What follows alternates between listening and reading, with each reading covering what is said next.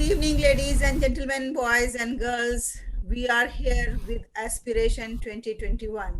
And today we have an educationist, an author, and a writer, and a social worker, and a trainer and coach, Mrs. Nirmala G. Prabhu. Mrs. Nirmala G. Prabhu is a recipient of many awards. To mention a few, she is a recipient of Human Rights Millennium Award, Social Development Award 2019, 223rd national rank in CENTA TPO and 27th regional rank in Karnataka state. She has scored inter-school teachers quiz first place and second place in Toastmaster humorous speech competition. And I welcome Mrs. Nirmala G. Prabhu to my show. How are you, ma'am? I'm good. Thank you so much, Dr. Halima. It's a pleasure being here. Thank you very much for honoring us. And the first thing I would like to know about you, because your profile is so lengthy, I have not read everything out of that. So the first thing I would like to know, and my viewers as well, that tell us about your journey that is very fascinating. I can see in your profile. Yeah. So thank you for this opportunity. Yeah, I was basically a science student and I landed up with a job due to some financial problems at home in a bank.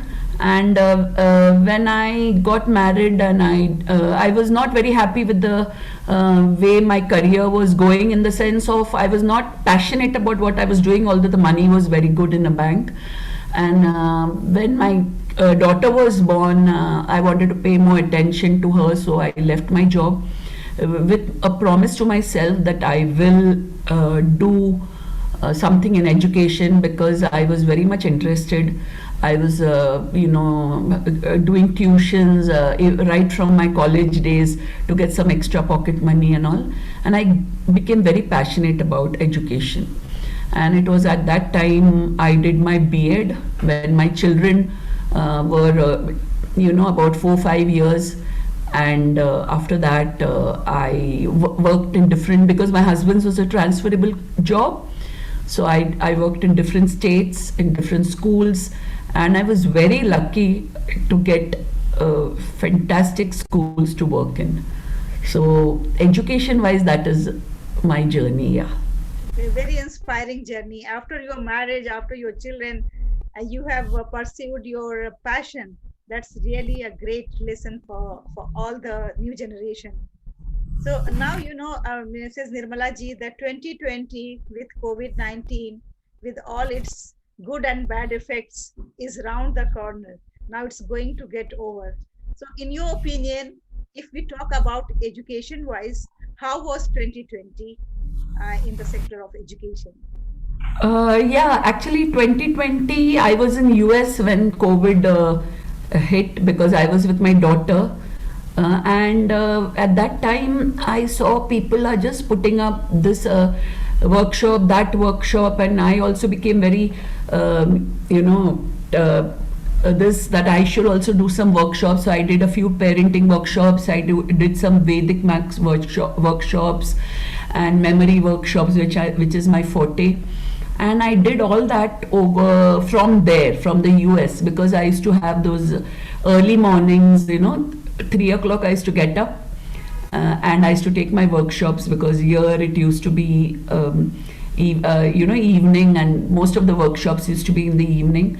And I got this. So 2020, to begin with, I was a little scared.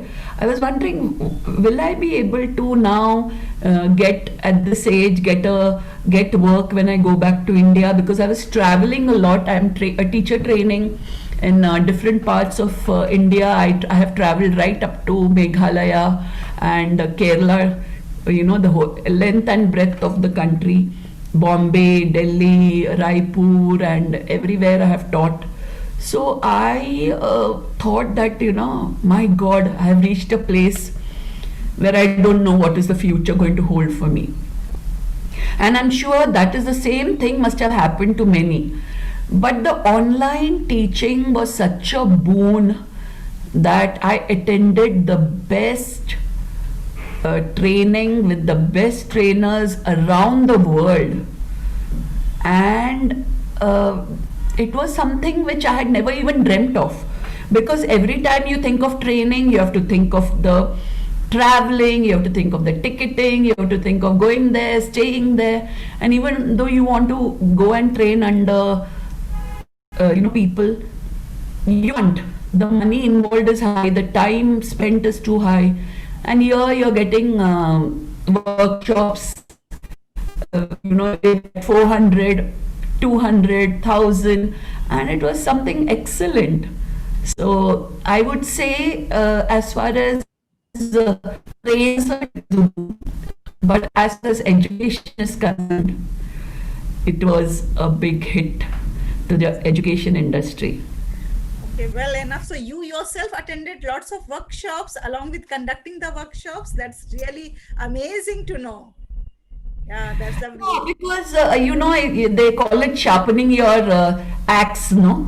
So you have to keep sharpening your axe. You can't say that I'm old now, I can't. So let these youngsters do it.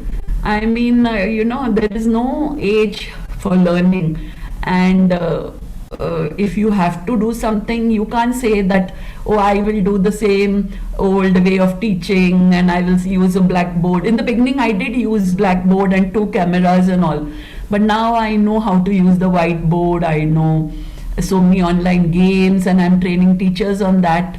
So it's something excellent that's for really trainers. nice to know.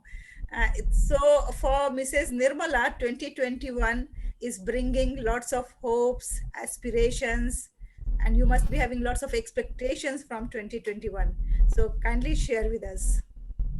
Yeah, but before I go to 2021, I would like to just tell what I noticed about the education system of 2020, that the children have now, being stuck to the chair or the bed, and they are in front of the screen, and they have that, although they log on time, they have become time conscious, but if you go to see how much are they paying attention, how much the teacher is teaching, everything is now, it's a matter of just that more, maybe they are learning, maybe they are doing this. Parents are also sitting, they are spoon feeding them, they are worried about their children. So all these factors have come into education which were never ever there before. It was never there that education will take such a U-turn. It was never foreseen, but today, now that it is there, luckily for us, NEP 2020 came in exactly at the same time, and I have conducted 1 or 2 workshops on NEP 2020 for educators all around the world through a company in Delhi. And at that time, I read up the NEP 2020, and I said that something is going to happen revolutionary, because one thing is, our old education had no backing of getting a job. You were not job ready. You were just a degree holder. You had a degree, you could flaunt your degree. I am an engineer, I am a this, I am a that. But there was nothing for you to say that, yes, I can get a job 100%. So now NEP 2020, it stresses on the foundation years, the primary and the nursery level, and in the middle years, what exactly, if we follow it to the T, something very positive will come out of it. And educationists all over the world are just focusing on India, because they are trying to train the teachers. So I have a feeling that there are certain things which we should take care of. One is training and retraining the teachers, and the teachers have to unlearn a lot. They have to unlearn what they know, and they should be ready to learn. I have till now conducted around, in this pandemic, I've conducted around 20 to 25 teachers workshops, and teachers are very keen, they're doing a good job, but they have to unlearn. They cannot say that, Yes, you yes, know. ma'am, you are right. So my last question is that what is your advice, or my say what suggestions to the stakeholders, starting from the management, the teachers, the school leaders, the principals, the students, and the parents as well? That what is your advice to them to welcome 2021? So the first most important is to the stakeholders, the school. Teachers are bogged down. They are working 24/7. There is no office timing. They are supposed to log in at the beck and call of the management. They have no time for themselves. They have no time for anything productive. They are bogged down with too much of work. Your creativity takes, it goes for a toss, and teachers are not able to do that. And management should actually see teachers can be trained well in the right, in creativity, in life skills, and problem solving, to develop these in the children, for themselves also and for the children. Today life skills are very very important, employability skills are very important. Knowledge is available at the click of a button, but what about the skills and the attitude? If you develop that in the children, we'll have our future citizens, all ready to face the world. That is the first thing. And teachers are what they have. Are they reaching that particular place where they want to reach? Is something which we have to see it. And parents, I feel, have a big role to play. Parents are overdoing. They are not making the children self-reliant, self-resilient. They are, they should help the child in that. They should not feel that this exam and degree is not important at present. Just allow your child to do the change management. Change is something which has come. If you don't manage the change properly, you can't face the world. And changing all the time. Some years back, people were C++, is that. Now there is artificial intelligence and there is robotics.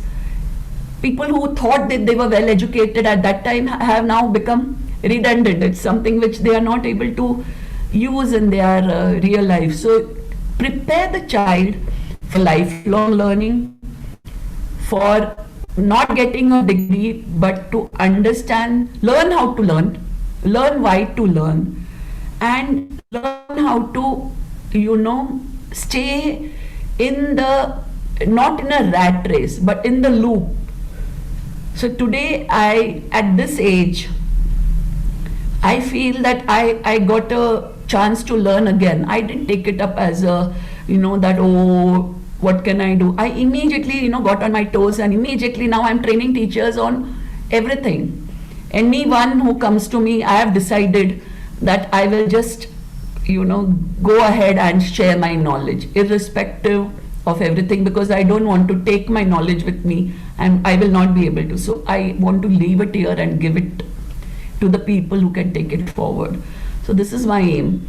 And children, of course, you have to stay away from the screen as much as possible, exercise, do movement, have a regime, have a timetable, stay away, build some self-control, that I will not, today I will not look at the screen for so many hours, irrespective, and put off all the notification buttons and wait. So that is something which I feel is very very important. Yeah. So nice of you. You said that you are ready to train anyone whosoever comes to you. It's really very nice gesture on your part, and your full story was so inspiring, and your positivity is radiating from your face, from your body. And I hope that 2021 is going to be wonderful for you, as 2020 was. And I wish you all the best. Thank you very much for honoring us. Jahane Mani is grateful to you. Thank you. God bless. Thank you, Dr. Halima. And it was a pleasure talking to you. And there is a lot which we learn from you all the time, because even you are such a positive and giving person. I've seen you conduct wonderful workshops, etc. So you also keep up the good work, and we should work together. Thank you very much.